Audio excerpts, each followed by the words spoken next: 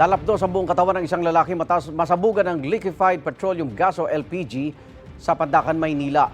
Lagi una ka sa balita ni Jomar Apresto, exclusive.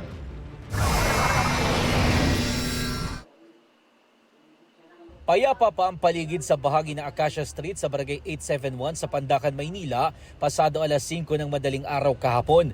Pero makalipas lang ang ilang saglit,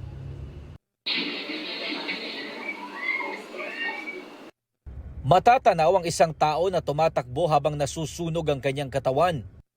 Lapnos ang balat ng 41 anyos na si Anicete Benito matapos siyang masabugan ng LPG. Nangyari ito habang naghahanda siya ng lulutuing pambentang almusal. Gamit ang fire extinguisher ng barangay, dali-dali raw nilang sinubukang apulahin ang apoy.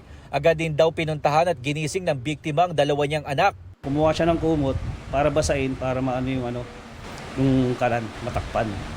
Para yung dalawang bata, para may tawid niya palabas. Nagtulong-tulong po yung mga tao rito. Kumuha ng tubig, lapunan, tapos painindisir. Matapos makalabas ng bahay ang kanyang mga anak, sakto namang nabagsakan ng nasusunog na lona ang katawan ng biktima, kaya nadagdagan palalo ang lapnos sa kanyang balat. Agad namang isinakay sa mobil ng barangay ang biktima papunta sa pagamutan. Pero sabi ng anak ng biktima, hindi agad tinanggap sa ospital ang kanyang tatay. Bakit niyo po hindi tinanggap kung kailan critical na po? Nakita niyo naman po yung kalagayan ng tatay ko noon. Sobrang putla na noon. Ba't di niyo tinanggap? Di niyo man lang po binigyan ng first aid. Kung sa inyo po mangyari yon, palit ho tayo ng sitwasyon.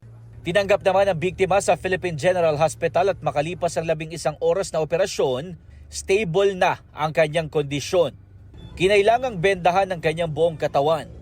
Sinubukan namin makipag-ugnayan sa ospital na sinasabing hindi tumanggap sa biktima pero wala pa silang opisyal na pahayag.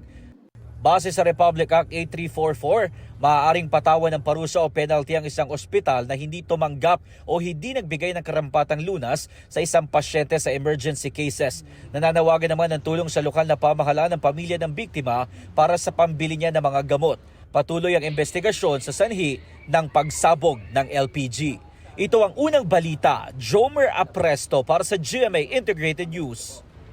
Igan, mauna ka sa mga balita, mag-subscribe na sa GMA Integrated News sa YouTube para sa iba't ibang ulat sa ating bansa.